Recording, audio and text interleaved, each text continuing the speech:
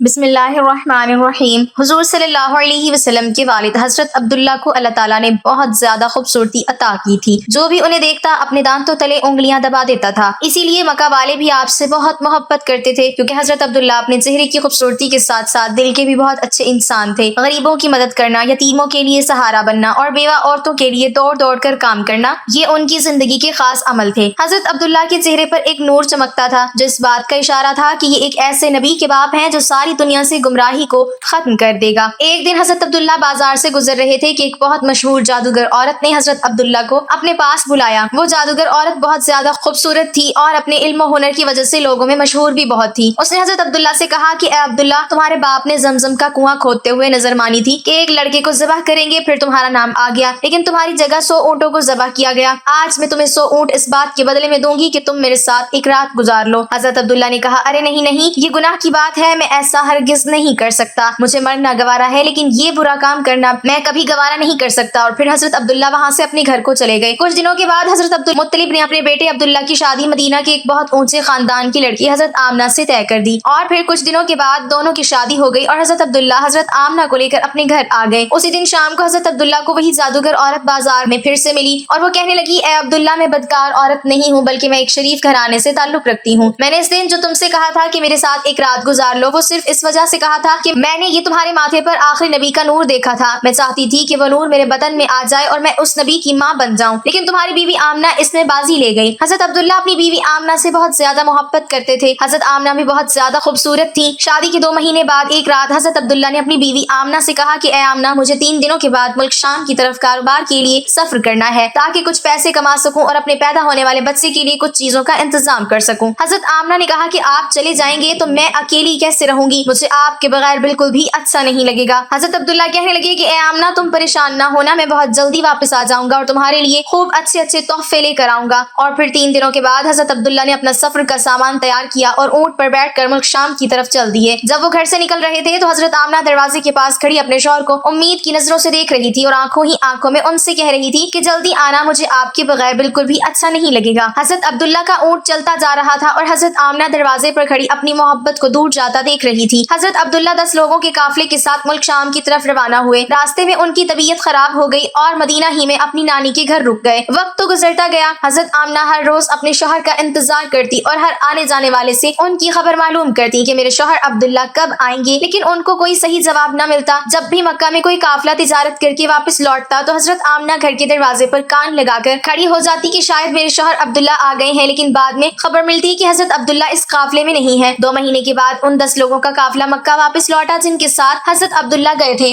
ان کے مکہ پہنچنے کی خبر ایک دن پہلے ہی مشہور ہو گئی۔ یہ سن کر حضرت آمنہ بہت خوش ہوئی کہ میرے شوہر واپس آ رہے ہیں۔ حضرت عبدالمطلب بھی بہت زیادہ خوش ہوئے اور لوگوں سے پل پل کی خبریں لیتے کہ وہ قافلہ ابھی کہاں پہنچا ہے، کیا کر رہا ہے، کتنے دنوں میں آئے گا۔ جس دن یہ قافلہ مکہ پہنچنے والا تھا، اس رات حضرت آمنہ نے خوب اچھے اچھے کپڑے پہنے اور بہت اچھی طرح تیار ہو کر گھر میں بیٹھ گئی۔ حضرت آمنہ کو حضور صلی اللہ علیہ وسلم کا اس وقت 4 ماہ کا حمل تھا۔ آخر وہ صبح بھی آئی جب یہ 10 لوگوں کا قافلہ مکہ پہنچا۔ حضرت آمنہ دروازے سے کان لگا کر کھڑی ہو گئی کہ ابھی میرے شوہر آئیں گے اور میں ان سے گلے مل کر خوب خوش ہوں گی۔ حضرت عبدالمطلب کو بھی جیسے ہی خبر ہوئی تو دوڑتے ہوئے قافلے کے پاس پہنچے، لیکن حضرت عبداللہ نظر نہیں آ رہے تھے۔ پریشان ہو کر قافلے والوں سے پوچھا کہ میرا لڑکا عبداللہ کہاں ہے؟ وہ نظر نہیں آ رہا ہے۔ قافلے والوں نے جواب دیا کہ جاتے وقت مدینہ کے پاس راستے ہی میں حضرت عبداللہ کی طبیعت خراب ہو گئی تھی، اس لیے وہ مدینہ ہی میں اپنی نانی کے گھر رک گئے تھے۔ اس کے بعد ہمیں نہیں پتا۔ یہ سنتے ہی حضرت عبدالمطلب نے اپنے بڑے بیٹے حارث کو کہا کہ اے حارث، جلدی سے اپنا گھوڑا نکالو اور مدینہ کی طرف سفر کرو اور جا کر دیکھو کہ میرے بیٹے عبداللہ کی کیا حالت ہے، اور پھر جلدی سے آ کر مجھے خبر دو۔ حضرت آمنہ کا دل آج پھر سے ٹوٹ گیا۔ وہ امید باندھے بیٹھی تھی کہ آج میرے شوہر آئیں گے، لیکن خبر تو کچھ اور پہنچی۔ ادھر حضرت حارث نے بہت تیزی سے اپنا گھوڑا مدینہ کی طرف دوڑایا۔ 3 دنوں کے سفر کے بعد وہ مدینہ پہنچے اور نانی کے گھر جا کر معلوم کیا کہ حضرت عبداللہ کہاں ہیں، تو ایک دل کو دہلا دینے والی خبر ان کی کانوں میں پڑی۔ گھر والوں نے بتایا کہ اے حارث، عبداللہ کی طبیعت بہت زیادہ خراب تھی، انہیں دل کا دورہ پڑا تھا اور ان کی ابھی 1 مہینے پہلے وفات ہو چکی ہے۔ ہم نے انہیں نابغہ نام کی جگہ پر دفن کر دیا ہے۔ یہ سن کر حضرت حارث کی بھی آنکھوں سے آنسو آ گئے۔ وہ بھی اپنے چھوٹے بھائی عبداللہ سے بہت محبت کرتے تھے۔ اور پھر یہ واپس مدینہ پہنچے اور اپنے باپ حضرت عبدالمطلب کو خبر دی تو حضرت عبدالمطلب کے ہوش اڑ گئے۔ اچانک ان کی آنکھوں سے آنسو بہنے لگے اور اپنے بیٹے عبداللہ کی وفات کا غم برداشت نہ کر سکے، لیکن فوراً خود کو سنبھالا اور سارے لوگوں کو جمع کر کے کہا کہ اے لوگوں، آمنہ کو اس کی خبر نہ ہونے دینا، کیونکہ وہ حمل سے ہے۔ میں چاہتا ہوں کہ میرے عبداللہ کی نسل آگے چلے، وہ بے اولاد نہ رہے، اس کے گھر بھی ایک لڑکا ہو جو میرے عبداللہ کا वारिस बने। हजरत अब्दुल मुत्तलिब ने शिफा नामी एक दाई को बुलाया और कहा, ऐ शिफा, तुम आमना को बहुत समझा बुझाकर और बहुत तसल्ली देकर ये खबर सुनाना कि उनके शौहर की वफात हो गई है, लेकिन ध्यान रखना कि उनके ऊपर ज्यादा बड़ा सदमा न लगने पाए, क्योंकि वो उम्मीद से है। हजरत आमना घर में बैठी इंतजार कर रही थी कि हारिस अपने छोटे भाई अब्दुल्ला को मदीना से लेकर आ चुके होंगे और मेरे शौहर अब्दुल्ला अभी मुझसे मिलने घर आएंगे। इतनी देर में हजरत शिफा घर पहुंचती हैं और हजरत आमना को अपने पास बुलाकर फरमाती हैं कि ए आमना, तुम परेशान ना होना, मैं तुमको एक बात बताने आई हूँ। तुम खुद को संभाल लेना, अपने शौहर की खातिर और अपने इस बच्चे की खातिर खुद को संभाल लेना, क्योंकि तुम्हें सदमा लगने से इस 4 महीने के बच्चे को नुकसान हो सकता है। फिर हजरत शिफा ने हजरत आमना को सारी बातें बता दी कि तुम्हारे शौहर अब्दुल्ला की रास्ते में जाते हुए तबीयत खराब हो गई थी और फिर मदीना ही में उनकी वफात हो गई और वहीं उनको दफन कर दिया गया। ये सुनकर हजरत आमना की आंखों से आंसू बहने लगे। वो खुद को संभाल नहीं पा रही थी। हजरत शिफा ने उनके सर पर हाथ फेरते हुए कहा, ए आमना, खुद को संभालो, तुम उम्मीद से हो और ये परेशानी तुम्हें नुकसान पहुंचा सकती है। हजरत आमना ने खुद को संभाला, लेकिन उनके ऊपर इस बात का ऐसा गम हुआ कि फिर वो किसी से मुस्कुरा कर बात नहीं करती थी, हमेशा खामोश रहती। दिन गुजरते गए। हजरत आमना हर पल हर घड़ी अपने शौहर अब्दुल्ला को याद करती थी, लेकिन पैदा होने वाले बच्चे की खातिर अपने दिल को संभाले रहती। हजरत अब्दुल मुत्तलिब और उनके सारे लड़के दिन रात यही उम्मीद लगाए रहते और अल्लाह से दुआएं करते कि ए अल्लाह, मेरे अब्दुल्ला के लड़के को सही सलामत इस दुनिया में भेज देना ताकि अब्दुल्ला की नस्ल बाकी रह सके। इसी तरह 9 महीने गुजरे और वो दिन भी आया जब अल्लाह के रसूल सल्लल्लाहु अलैहि वसल्लम की पैदाइश हुई। हजरत आमना के घर बच्चे की पैदाइश सुनकर हजरत अब्दुल मुत्तलिब इस कदर खुश हुए कि दौड़े दौड़े आए और अल्लाह के रसूल सल्लल्लाहु अलैहि वसल्लम को गोद में लेकर काबा में गए और सजदा शुक्र अदा किया। फिर हुजूर का नाम उन्होंने मोहम्मद रखा। लोगों ने जब ये सुना तो कहने लगे कि तुमने कैसा नाम रख लिया है, हमने तो आज तक ऐसा नाम नहीं सुना। हजरत अब्दुल मुत्तलिब ने कहा कि ए लोगों, तुम्हें क्या पता कि मेरे इस पोते की दुनिया में कितनी तारीफ की जाएगी कि आज तक इतनी तारीफ किसी की ना की गई हो। हजरत अब्दुल्ला के सारे बड़े भाई हुजूर सल्लल्लाहु अलैहि वसल्लम की पैदाइश पर बहुत खुश हुए, यहाँ तक कि अबू लहब को जैसे ही उसकी नौकरानी ने आकर खुशखबरी सुनाई कि ए अबू लहब, तुझे भतीजा मुबारक हो, तो अबू लहब इतना ज्यादा खुश हुआ कि उसने अपनी नौकरानी को कहा कि जा, आज से अपने भतीजे की पैदाइश की खुशी में मैंने तुझे आजाद कर दिया। इंतकाल के वक्त आपकी उम्र 25 या 28 साल थी। हजरत अब्दुल मुत्तलिब ने आपके भाई हजरत जुबैर बिन अब्दुल मुत्तलिब को मदीना भेजा और वो उनके जनाजे में शामिल हुए और उन्हें दारुन नाबिगा में दफन किया गया। हजरत सैयदा आमना खातून के लिए शौहर नामदार का सानिया अर्तेहाल नाकाबिले बर्दाश्त था कि अभी शादी खाना आबादी को आखिर अरसा ही कितना गुजरा था। आपके कल्ब अनवर पर इस सदमे का किस कदर असर हुआ, इसका अंदाजा आपके इन अशआर से होता है। हजरत आमना फरमाती है, हाशिम का एक फर्जंद मदीना मुनव्वरा की जानिब जाकर चांद की तरह छुप गया। वो लहद में बहादुर जवानों के शोर-ओ-गुल यानी आहो बका के साथ जाकर सो गया। मुराद ये कि लोगों को रोता छोड़कर मौत ने जो ही उसको पुकारा, उसने फौरन लब्बैक कह दिया। अफसोस के हाशिम के इस फर्जंद की नजीर मौत ने अब दुनिया में नहीं छोड़ी। उसके दोस्त शाम के वक्त उसकी लाश को उठाए जा रहे थे और वो अज़राहे मोहब्बत और अकीदत कांधा बदलते और उसके औसाफ बयान करते चले जा रहे थे। अगरचे मौत ने उनको हमसे दूर कर दिया है, मगर इसमें तो शक नहीं कि वो बहुत ज्यादा सखी और गरीबों के अजहद हमदर्द थे, यानी उनके दिलों से उनकी याद तो नहीं निकल सकती। ये मदीना मुनव्वरा के रहने वाले अंसारी हैं और मशहूर साहबी हजरत जाबिर रज़ियल्लाहु तआला अन्हु की वालिद माजिद हैं। कबीला अंसार में ये अपने खानदान बनी सलमा के सरदार और रहमत आलम सल्लल्लाहु अलैहि वसल्लम के बहुत ही जानिसार सहाबी हैं। जंग बदर में बड़ी बहादुरी और जांबाजी के साथ कुफ्फार से लड़े और 3 हिजरी में जंग अहद के दिन सबसे पहले जाम शहादत से सैराब हुए। बुखारी शरीफ वगैरह की रिवायत है कि उन्होंने रात में अपने फर्जंद हजरत जाबिर रज़ियल्लाहु तआला अन्हु को बुलाकर ये फरमाया, मेरे प्यारे बेटे, कल सुबह जंग अहद में सबसे पहले मैं ही शहादत से सरफराज होऊंगा और बेटा सुन लो, रसूलुल्लाह सल्लल्लाहु अलैहि वसल्लम के बाद तुमसे ज्यादा मेरा कोई प्यारा नहीं है, लिहाजा तुम मेरा कर्ज अदा कर देना और अपनी बहनों के साथ अच्छा सलूक करना, ये मेरी आखिरी वसीयत है। हजरत जाबिर रज़ियल्लाहु तआला अन्हु का बयान है कि वाकई सुबह को मैदान जंग में सबसे पहले मेरे वालिद हजरत अब्दुल्ला बिन उम्र बिन हराम रज़ियल्लाहु तआला अन्हु ही शहीद हुए। हजरत जाबिर रज़ियल्लाहु तआला अन्हु कहते हैं कि जंग अहद के दिन जब मेरे वालिद हजरत अब्दुल्ला अंसारी रज़ियल्लाहु तआला अन्हु की मुकद्दस लाश को उठाकर बारगाह रिसालत में लाए तो उनका ये हाल था कि काफिरों ने उनकी कान और नाक को काट कर उनकी सूरत बिगाड़ दी थी। मैंने चाहा कि उनका चेहरा खोल कर देखूं तो मेरी बरादरी और कुंबा वालों ने मुझे इस ख्याल से मना कर दिया कि लड़का अपने बाप का ये हाल देख कर रंज गम से निढाल हो जाएगा। इतने में मेरी फूफी रोती हुई उनकी लाश के पास आई तो सैयद आलम सल्लल्लाहु अलैहि वसल्लम ने फरमाया कि तुम इन पर रोया न रो, फरिश्तों की फौज बराबर लगातार इनकी लाश पर अपने बाजुओं से साया करती रही है। हजरत जाबिर रज़ियल्लाहु तआला अन्हु का बयान है कि जंग अहद के दिन मैंने अपने वालिद हजरत अब्दुल्ला रज़ियल्लाहु तआला अन्हु को एक दूसरे शहीद हजरत उमर बिन जमूह रज़ियल्लाहु तआला अन्हु के साथ एक ही कब्र में दफन कर दिया था। फिर मुझे ये अच्छा नहीं लगा कि मेरे बाप एक दूसरे शहीद की कब्र में दफन है, इसलिए मैंने इस ख्याल से कि उनको एक अलग कब्र में दफन करूं। 6 माह के बाद मैंने उनकी कब्र को खोद कर लाश मुबारक को निकाला तो वो बिल्कुल उसी हालत में थे जिस हालत में उनको मैंने दफन किया था, वजह इसके कि उनके कान पर कुछ तगय्युर हुआ था। और इब्ने साद की रिवायत में है कि हजरत अब्दुल्ला रज़ियल्लाहु तआला अन्हु के चेहरे पर जख्म लगा था और उनका हाथ उनके जख्म पर था। जब उनका हाथ उनके जख्म से हटाया गया तो जख्म से खून बहने लगा, फिर जब उनका हाथ उनके जख्म पर रख दिया गया तो खून बंद ہو گیا اور ان کا کفن جو ایک چادر تھی جس سے چہرہ چھپا دیا گیا تھا اور ان کے پیروں پر گھاس ڈال دی گئی تھی، چادر اور گھاس دونوں کو ہم نے اسی طرح پڑا ہوا پایا۔ پھر اس کے بعد مدینہ منورہ میں نہروں کی کھدائی کے وقت جب حضرت امیر معاویہ رضی اللہ تعالیٰ عنہ نے یہ اعلان کرایا کہ سب لوگ میدان احد سے اپنے اپنے مردوں کو ان کی قبروں سے نکال کر لے جائیں، تو حضرت جابر رضی اللہ تعالیٰ عنہ فرماتے ہیں کہ میں نے دوبارہ 46 برس کے بعد اپنے والد ماجد حضرت عبداللہ رضی اللہ تعالیٰ عنہ کی قبر کھود کر ان کی مقدس لاش کو نکالا تو میں نے ان کو اس حال میں پایا کہ اپنے زخم پر ہاتھ رکھے ہوئے تھے۔ جب ان کا ہاتھ اٹھایا گیا تو زخم سے خون بہنے لگا، پھر جب ہاتھ زخم پر رکھ دیا گیا تو خون بند ہو گیا اور ان کا کفن جو ایک چادر کا تھا بدستور صحیح السالم تھا۔ حضرت طلحہ بن عبید اللہ رضی اللہ تعالیٰ عنہ فرماتے ہیں کہ میں اپنی زمین کی دیکھ بھال کے لیے غابہ جا رہا تھا تو راستے میں رات ہو گئی، اس لیے میں حضرت عبداللہ بن عمرو بن حرام رضی اللہ تعالیٰ عنہ کی قبر کے پاس ٹھہر گیا۔ جب کچھ رات گزر گئی تو میں نے ان کی قبر میں سے تلاوت کی اتنی بہترین آواز سنی کہ اس سے پہلے اتنی اچھی قرات میں نے کبھی بھی نہیں سنی تھی۔ جب میں مدینہ منورہ کو لوٹ کر آیا اور میں نے حضور اقدس صلی اللہ علیہ وسلم سے اس کا تذکرہ کیا تو آپ نے ارشاد فرمایا کہ کیا اے طلحہ تم کو یہ معلوم نہیں کہ خدا نے ان شہیدوں کی ارواح کو قبض کر کے زبرجد اور